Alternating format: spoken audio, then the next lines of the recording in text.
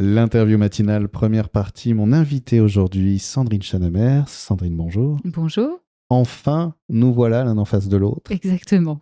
Tu avais déjà pris rendez-vous pour venir et puis nos emplois du temps respectifs ont fait qu'à chaque fois, on n'a pas pu... voilà. Tout à fait. C'était pas le bon moment. Mais maintenant, on y est. Exactement. Et on va découvrir qui tu es, ton activité, que tu pratiques à Caumont d'ailleurs. Exactement. Je vais résumer grossièrement, tu m'excuseras hein, les approximations.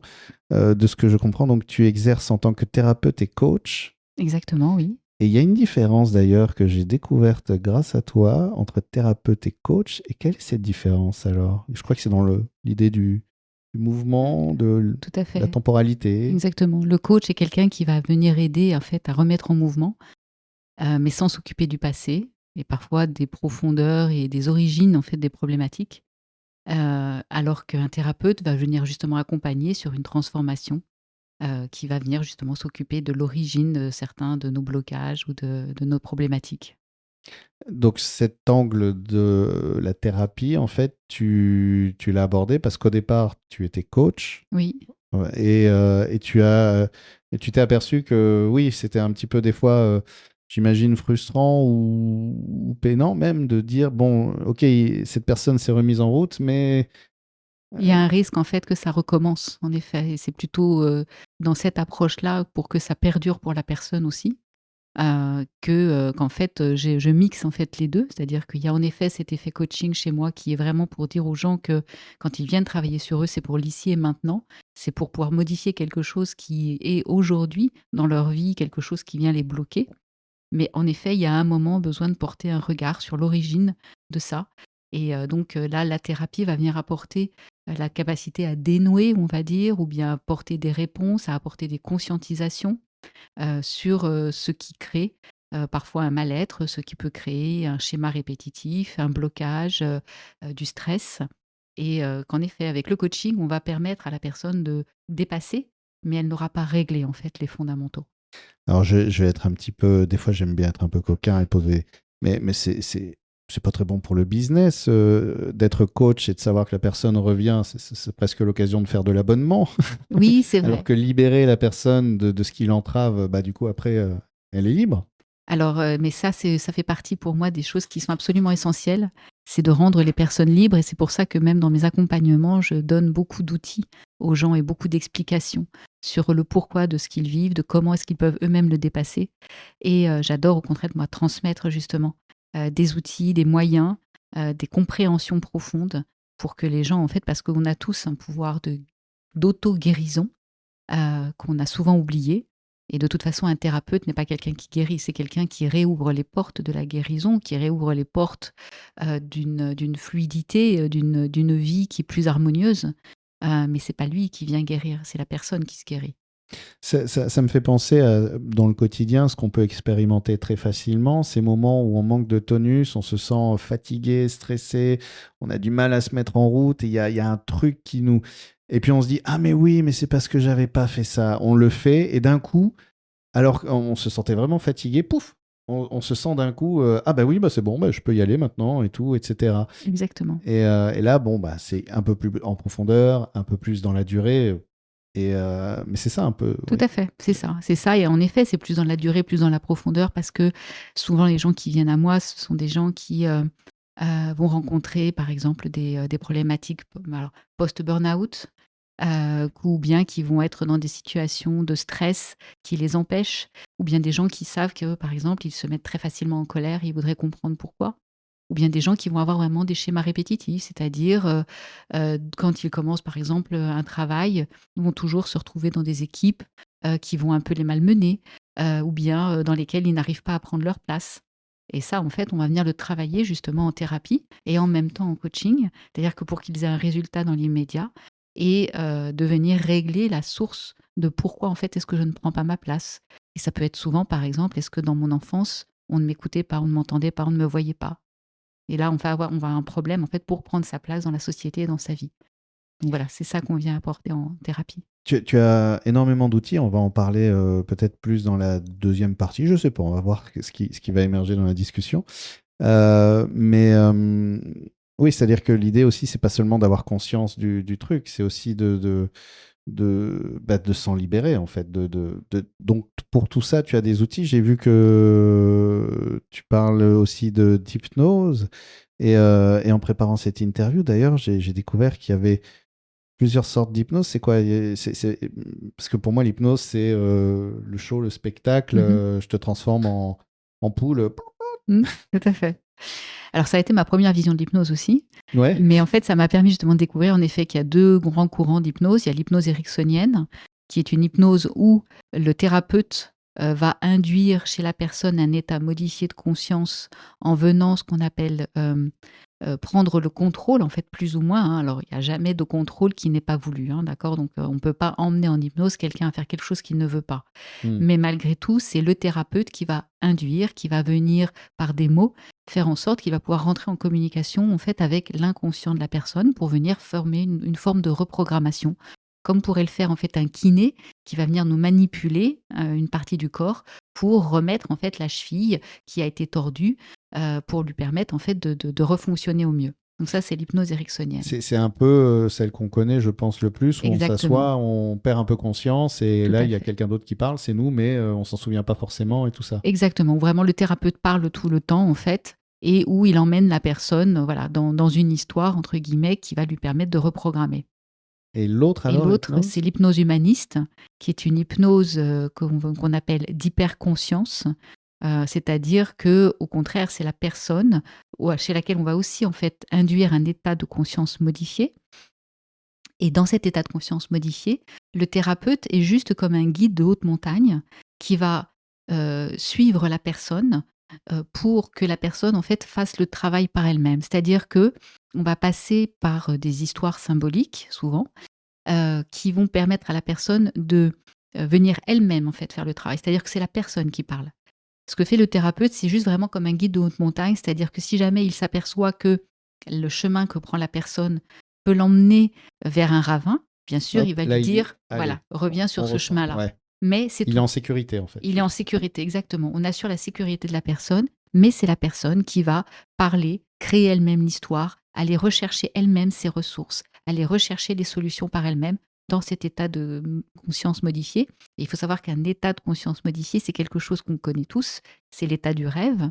Mhm. Et c'est aussi, par exemple, l'état qu'on peut avoir souvent quand on est dans un train et qu'on voit en fait Ah oui, après le à travers paysage la fenêtre, défilé. voilà les paysages défilés. Bien souvent, ça crée cet état un petit peu de conscience modifiée. C'est ça en fait un état de conscience modifié. Donc on vient le créer pour aider la personne en fait à aller travailler par elle-même sur elle.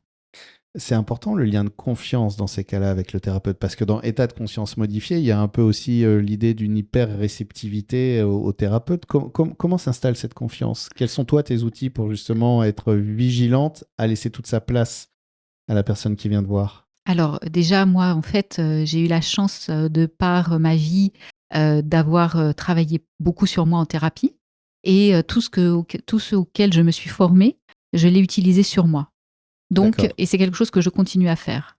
Et puis, par exemple, alors je continue à le faire, mais j'étais encore plus vigilante au début de ma carrière, c'est que quand je sentais que la personne en face de moi venait me parler de quelque chose, et je me disais: «Ouh, ça vient tirer à l'intérieur de moi, ça me rappelle quelque chose qui vient résonner en moi comme étant ma propre histoire», je prenais toujours une petite pause, je demandais aux personnes 1 seconde, 2 minutes, juste pour noter, en fait, ce qui était venu j'ai envie de dire, me percuter, ce qui était venu me questionner en moi et en me disant comme ça maintenant je me recentre sur la personne pour être sûre de ne pas projeter en fait ce qui est ma vie à moi, mon interprétation de Mhm. ce que la personne est en train de vivre.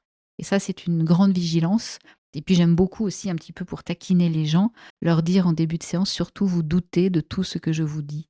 Et ce doute constructif qui est celui de toujours venir entendre ce qu'on nous dit, mais avoir cette conscience d'aller le questionner, d'aller le comprendre, de se renseigner par soi-même. Ouais, ça, c'est très très important effectivement d'offrir un vrai espace en fait à la personne qui vient te voir, y compris dans cette vigilance, cette invitation à la vigilance. Tout à fait. Euh, on arrive déjà à la fin de la première partie. Donc, pour D'accord. les personnes qui doivent prendre la route, partir travailler et qui ont envie d'en savoir plus, il y a des coordonnées, j'imagine, qu'on peut donner. Oui, tout à fait. Alors, j'ai un site internet qui s'appelle sandrine@chanamer. soit .fr, soit .com, parce qu'il y a 2 sites D'accord. qui sont en cours. Autrement, ça peut être aussi, de me contacter par téléphone au 07 68 63 32 00. Merci beaucoup, Sandrine. On se retrouve dans un peu moins d'une heure pour la suite de cette interview. Continuer à parler de ton parcours. Et d'ailleurs, mais on en parlera tout à l'heure, savoir un peu ce qui t'a amené vers cette pratique, justement. D'accord, merci beaucoup, à tout à l'heure. Deuxième partie de l'interview matinale, toujours en compagnie de Sandrine Chanamer. Donc, on en parlait donc de ton travail de thérapeute, de coach, avec une multitude d'outils. C'est même pas un couteau suisse, c'est encore plus vaste. Et cette interview, je pense, sera à peine l'occasion de survoler tout ce que tu proposes. Et j'en parlais tout à l'heure. Justement, qu'est-ce qui t'a, toi, amené vers ce métier de thérapeute, de coach? Est-ce que ça a toujours été dans ta vie dès le départ? Tu t'es dit, oui, moi, je veux être dans le soin, dans l'accueil, dans le bien-être? Ou tu as commencé tout à fait, je sais pas, tu fabriquais des avions chez Airbus, je sais pas. Presque. Presque? Je fabriquais des médicaments. Tu fabriquais des médicaments? Je travaillais pendant plus de 20 ans dans l'industrie pharmaceutique. D'accord. Qui Ah oui, est quelque enfin, part... c'est à la fois pareil et pas pareil. Exactement, qui est quelque part déjà, en effet, la volonté de participer et à apporter, en tout cas, du soin. Mmh. Mais ça m'a valu, c'était une très grande entreprise dans laquelle j'ai eu des postes très intéressants, très riches, mais qui ont été très complexes et très difficiles aussi à assumer, des postes de stratégie. Et ce qui m'a valu ce que je vais dire aujourd'hui, un plaisir en fait et une chance de faire 2 burn-out. Oui, c'est étonnant comme association. Oui, parce qu'en fait, c'est ce qui m'a permis de m'apercevoir que j'étais pas sur ma bonne route, que quelque part, en fait, ce qui se passait dans cette grande entreprise ne faisait plus sens pour moi et m'a permis justement de me dire, bah ok, à un moment, il va falloir que je fasse autre chose.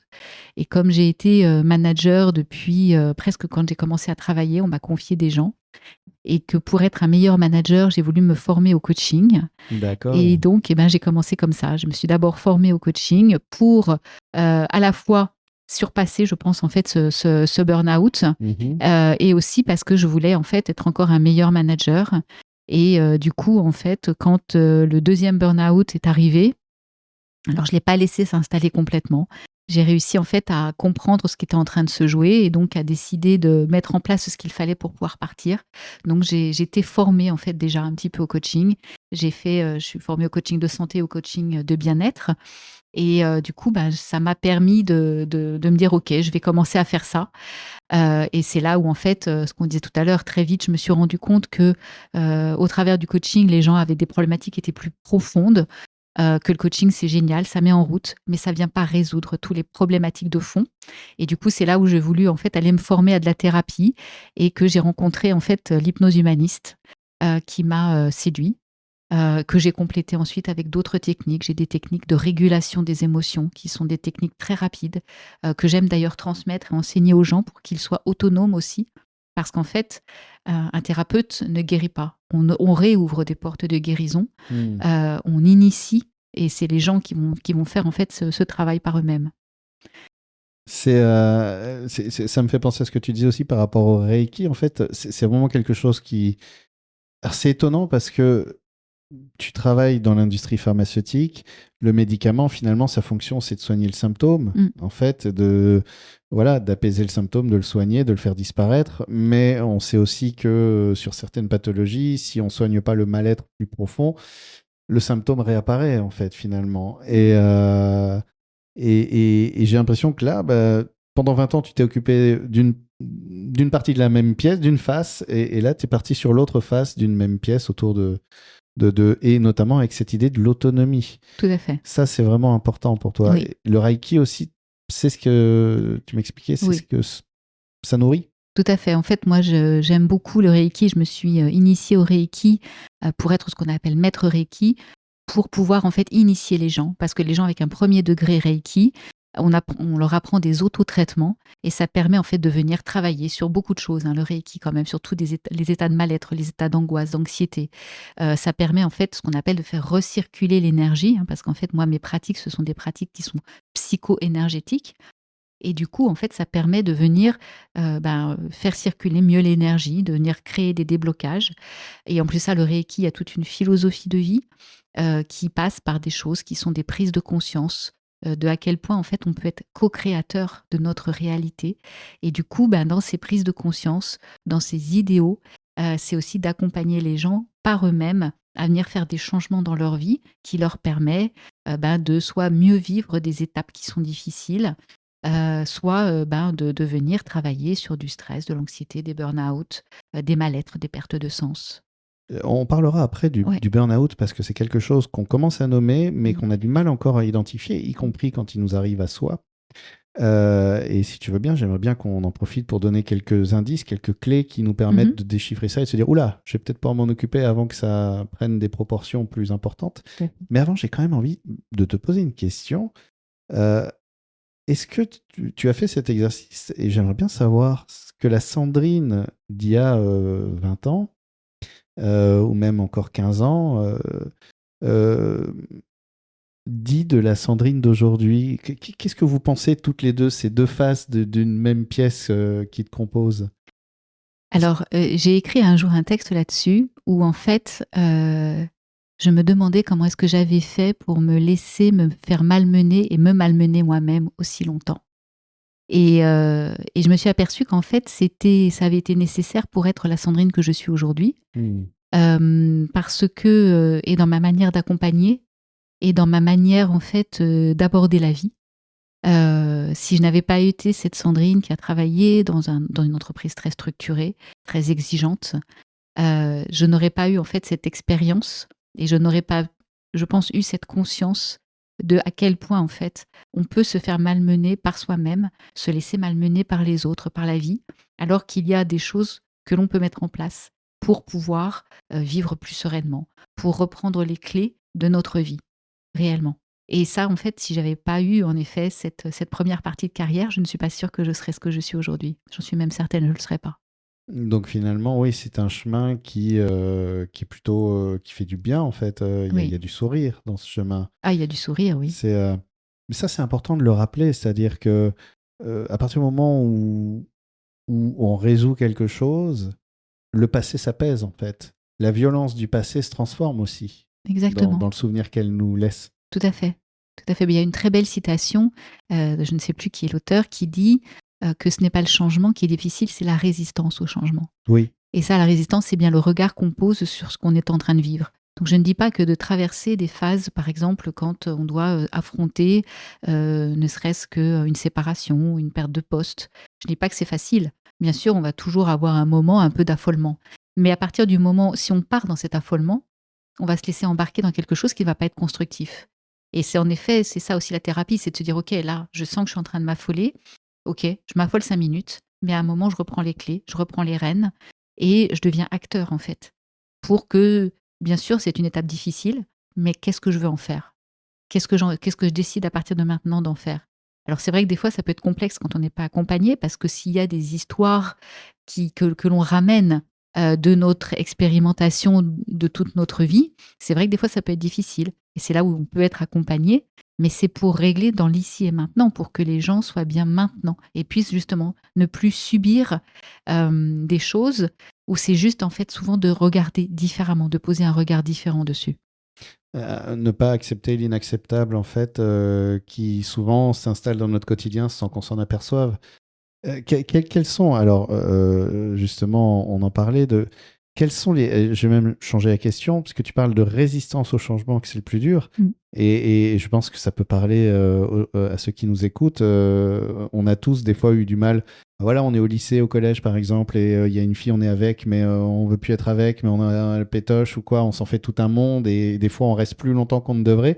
Alors qu'une fois qu'on le dit, et c'est pas facile de le dire, Mhm. mais que c'est dit, et ben généralement, on se sent pareil, plus léger en fait, et Tout à on fait. retrouve notre énergie, on se dit, ah ouais, cool. Ouais, Ah ben en fait, finalement, c'est ça.